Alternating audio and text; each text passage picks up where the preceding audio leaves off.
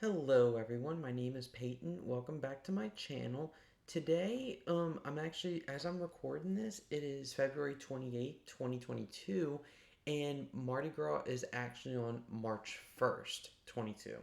And so I'm actually recording this the day before Mardi Gras. So while I am on this date and I'm just kind of sitting here, why don't we talk about Mardi Gras? Because as I've said before, I am from and still living in one of the surrounding areas in New Orleans. So, so being New Orleans, it has a very unique culture, and part of that reason is Mardi Gras, a very unique holiday, at least in the United States.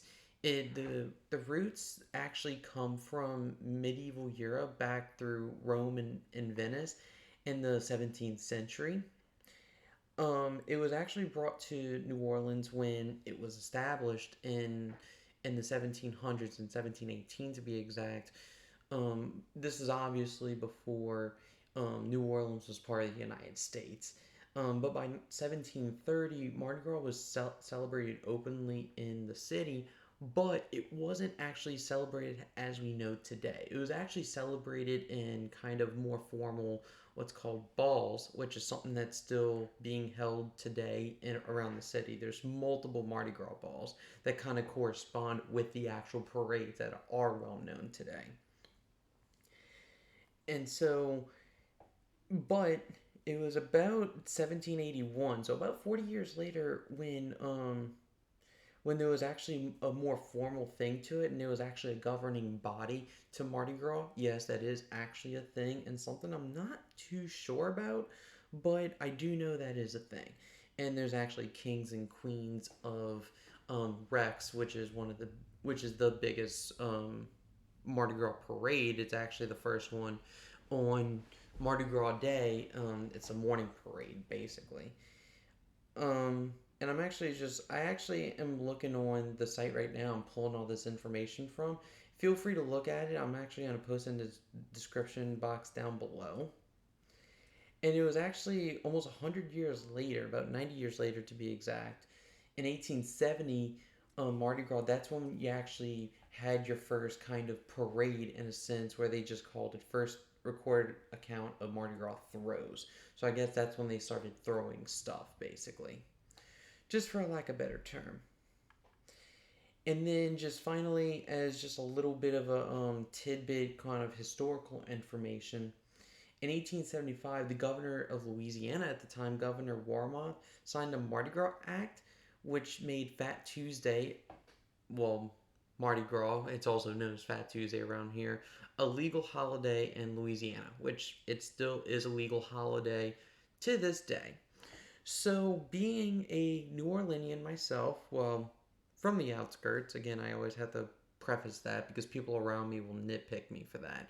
But anyway, I just kind of wanted to talk about a little bit of the historical aspect, which I just described, and then just mainly like my personal experiences. I might touch up on the uniqueness, what makes Mardi Gras, what makes New Orleans unique because of Mardi Gras, but that's just a whole nother but that could be a whole nother thing, and I'm trying to keep this video a little bit on the short side.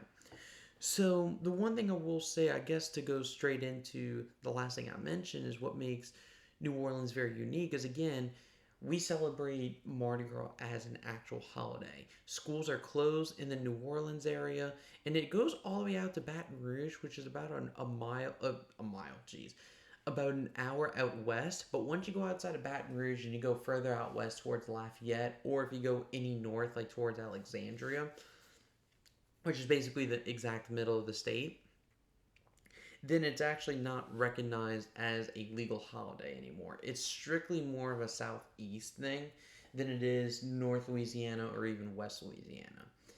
And then, so no mail comes by. And then also, one thing I also want to mention is that, as I mentioned, Fat Tuesday, I always love the name Fat Tuesday because I am a Catholic myself. So Mardi Gras always falls on the same, it always falls the day before Ash Wednesday.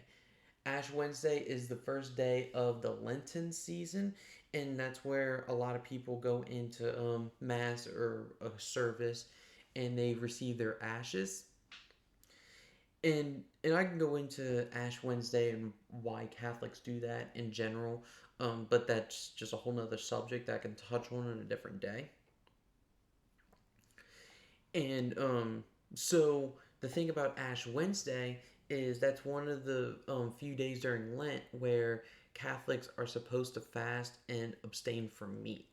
So abstain from meat means you're not supposed to eat meat that day, and then fasting is what it says in the Catholic Church since Vatican II back in 1966, I believe the exact year is. Um, Basically it's one large meal and two smaller meals that can't combine to equal or be more than that one large meal. So so in preparation for that, basically the day before Fat Tuesday, you just eat all you want, drink all you want. It's just a big celebration. And with all of this, that's why New Orleans, at least to my memory, I don't know if it's like this anywhere else in the US or in the world, but at least New Orleans is one of the few, if not the only cities or areas where you can actually drink on the streets. You can actually carry your alcohol on the streets when you go bar hopping. Now, you can drink and drive still. That is definitely not a thing, and I'm glad that's not a thing. And the other thing that's very unique around here is that there are drive through daiquiri shops. That is an actual thing. You can actually go to a drive through like you're going to McDonald's, except it's a local daiquiri shop and you can order a daiquiri. Again, the driver cannot actually drink while drive, but that's just something that's still pretty cool and really unique about the city itself. Now, my personal experience with it is that I did really like it as a kid. It's just that I'm not really the biggest party person, I guess. So, and I'm kind of more introverted than I am extroverted.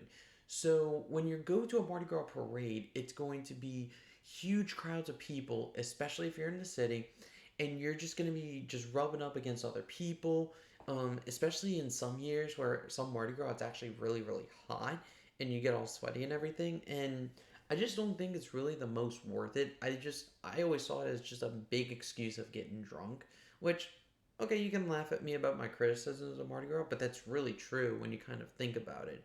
And I'm not here to like complain about it, but that's just really not my thing. I'm just not really the biggest party person. You're not really going to see me going to a rave or a bar that's crowded with people and just jumping around acting like idiots because they're drunk. That's just not really the kind of person I am. The most you'll see me is more like at a house party. Like during college you saw this a lot. Is you go to a house party and you see people, you most likely would see me there, but I didn't even go to many at college.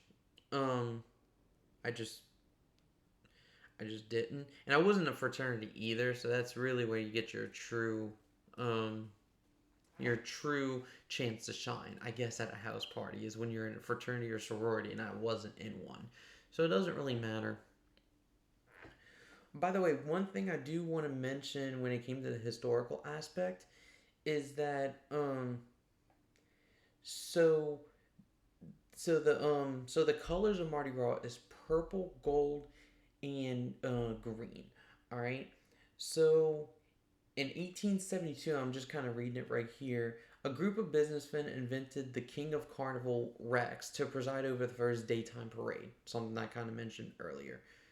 To, and then to honor the visiting Russian Grand Duke Alexis Remenov, the businessmen introduced the family colors of purple, green, and gold as the carnival's official colors.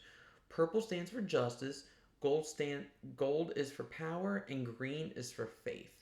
So that's just kind of a little bit more of like an informational tidbit there for you. Again, I'm gonna link this page right here. It's a very brief history, and it's more of like the roots of how it came to be once it got to New Orleans.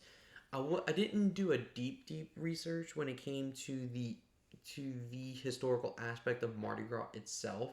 I just kind of wanted to more talk about the historical aspect as it pertained to the city of New Orleans because that's where it's well known today. And also, I know there's a lot of either conflicting evidence or a lot of digging that I have to do that I just don't really have the time for, to be perfectly honest. But again, no hate towards Mardi Gras or anything like that. I think it's awesome. It's kind of funny to really think about that there's an actual holiday in Louisiana where you just basically party. I think that's kind of cool and funny at the same time.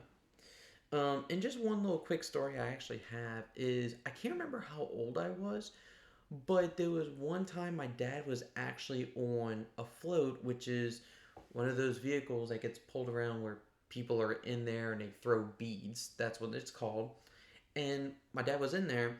Well, I wanted to keep following him for a while in a big group of big crowd of people. Obviously, not a very good idea, but again, you want to be with your dad. Okay, cool. And I ended up getting lost from the rest of my family for about 5 or so minutes in this big crowd of people. I can't imagine being my mom at that time, and I don't think my dad even had a clue before my mom told him after everything was said and done. And I remember crying, and luckily there was one lady that actually helped me find my parents. Um, Something I didn't I look back on it, I really don't expect to see that at a Mardi Gras parade. But again, when you see a lost child crying, then I guess the mom comes out of every woman, I guess. I don't know how else to say it. So that's just a little quick story about me, a little bit, I don't want to say embarrassing because again, it's like that kind of stuff probably happens a lot. And luckily I wasn't actually in the city. I was actually in one of the suburbs that has parades. Still crowded and everything, but it's definitely a very very different vibe between when you go to a Mardi Gras parade in New Orleans and then if you go to literally any other parade that's not in the city. So I think that's it. I think that's all I have for you today. Hopefully you enjoy this gameplay of a couple Apex Legends arena games just to kind of switch it up a little bit. These were actually one of my first few games in the arena mode.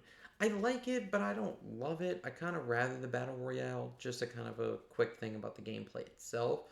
So I hope you enjoyed the video. Like it if you like it, comment it in the comment section below, and subscribe if you are new. Peace.